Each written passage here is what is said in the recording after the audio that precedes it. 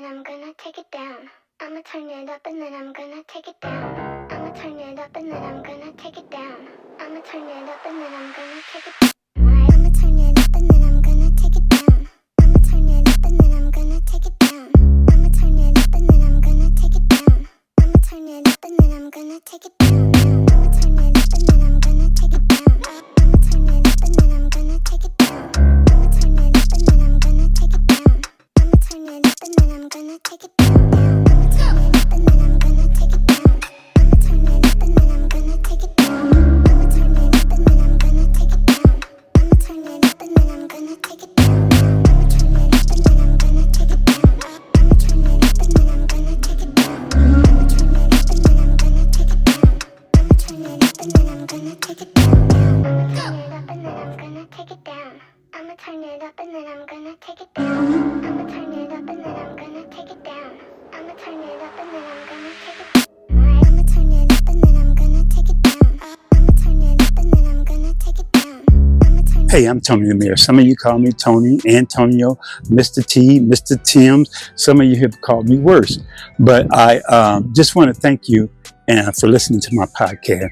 And today I celebrate on this day of April the 5th, 2024, 19 years on my job in the mental health field. And before that, I was in the school system providing support to children also. But I've been in the mental health field for 19 years now, helping kids, adults, and families, sitting on one side of the desk and they're sitting on the other side, hearing things that sometimes will shock the average person, but having a heart and caring about people. And that's why I do it.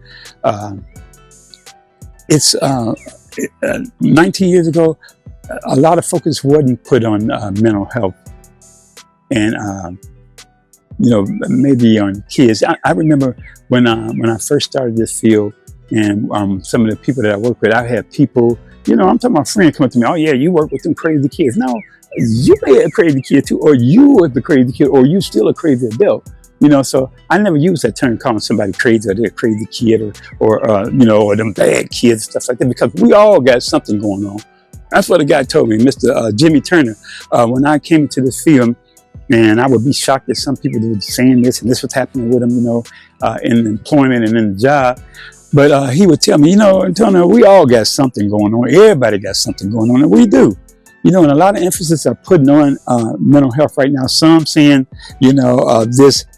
Some people say it just to, as a cliche, where, I'm bipolar, I'm schizophrenic, I'm OCD. Yeah, if you haven't been diagnosed with it, don't just use it just to throw it out just because, you're saying you OCD because you vacuum your car every 5 minutes, You just like a clean car, I'm bipolar just because 1 minute I'm happy and 1 minute I'm doing this and stuff. You may hate the wrong thing, but let somebody talk to you and diagnose it. There's nothing wrong with coming into a mental health center and saying that, I think I need help, And mental health is not always to the point that where they had to see a therapist because they want to kill themselves, or they in a hospital because they want to kill themselves. It's not always about suicide.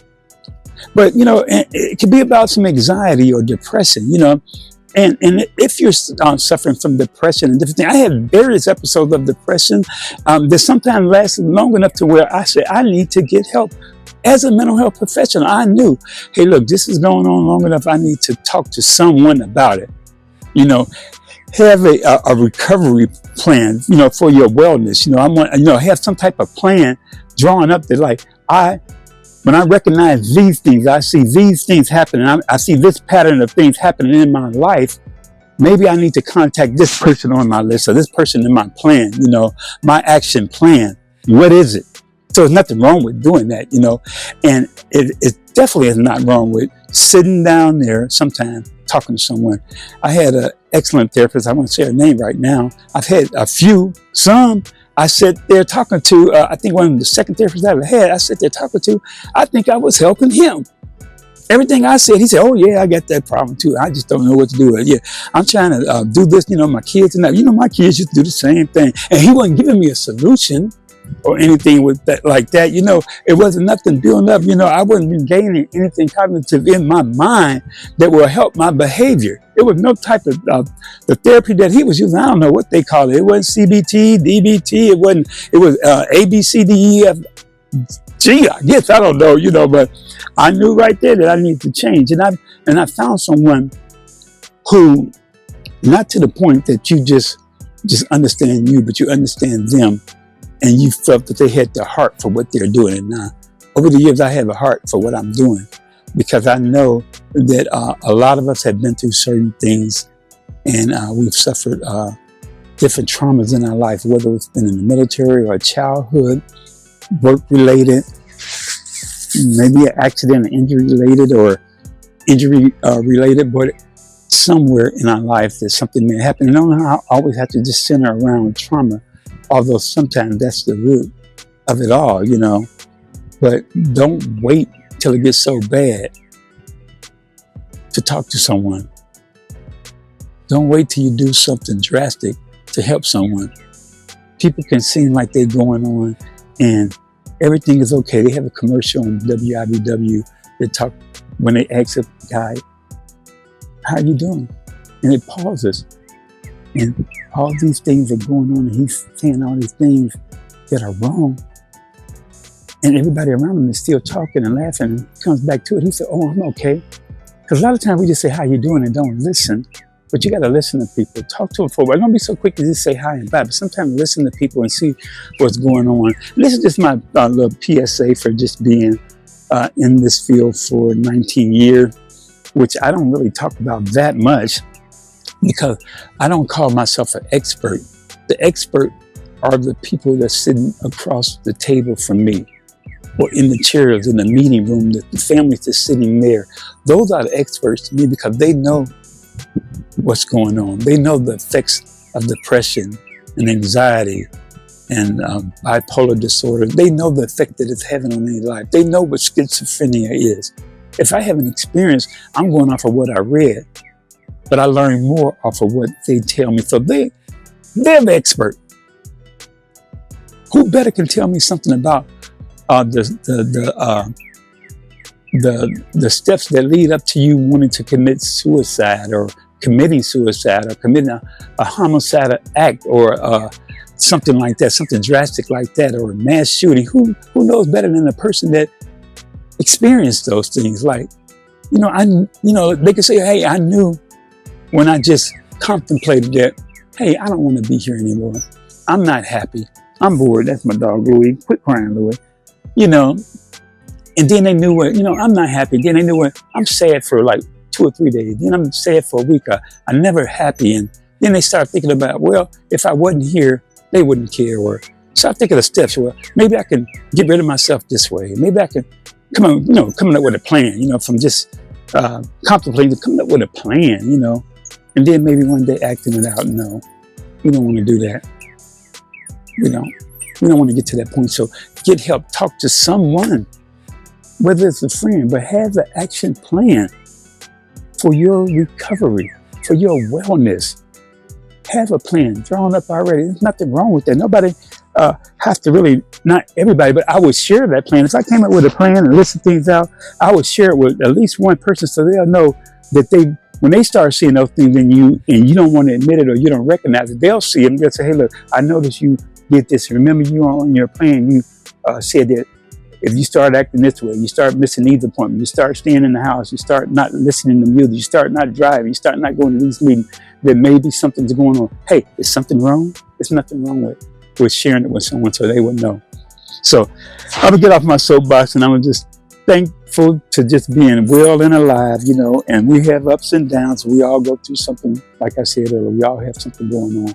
But I'm thankful for those who cared about me in some times that I was really on the brink of breaking, that were there for me and that loved me and that are still there for me, and look for things that may happen in me. Because I'm not saying I'm perfect, everything is over now, because we all have something going on and it may happen again. Things happen in our lives.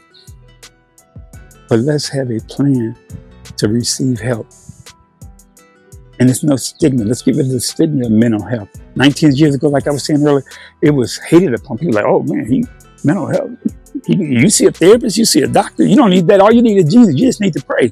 Man, it's good to pray and all that, but you got to have other people that you can talk to, other people to recognize things. Yeah, Jesus recognizing you, but if you weren't able to stop yourself from doing certain things and these things and that thing, you might not be able to stop yourself from these negative thoughts and this fear and this anxiety that causes you not to want to leave your house. So pray, but also have someone else there to help you with these things, So I'm going to end it, and I'm going to end this by saying that it's a lot of things coming up soon. I think it's July is Black Indigenous People of Color Mental Health Month. So look for the BIPOC month, and I'm going to be doing podcasts on those. And let's just keep awareness to some of the things that are going on in our life, and not just say, I got this illness and this is wrong with me, but get a professional to talk to you and talk to a professional and seek help. And there's nothing wrong with that, and you'll feel better in the long run. I thank you. Listen to my podcast, Experience, Strength, and Hope. And thank you, 19 years. Next year, now I'm out, dog. I'm going to be trying to do something else, maybe still in the same field, in the same agency, but it's something else. I want to put more of my focus on wellness and recovery in the recovery field of substance abuse and alcohol abuse. I want to focus more on that because that's what I came into the field originally, but I ended up somewhere else. Or, I stay in this agency and I want to be able to use all the training that I've gotten over the years to teach someone else. In the training that I've taught in the agency, maybe I'll continue to work there and they'll hire me to do that. It's just a little plug there. Or teach it somewhere else in the jails and the prisons or whatever, boys' home or whatever is needed. But thank you, and I appreciate from my heart. Let me quit. I could go on forever.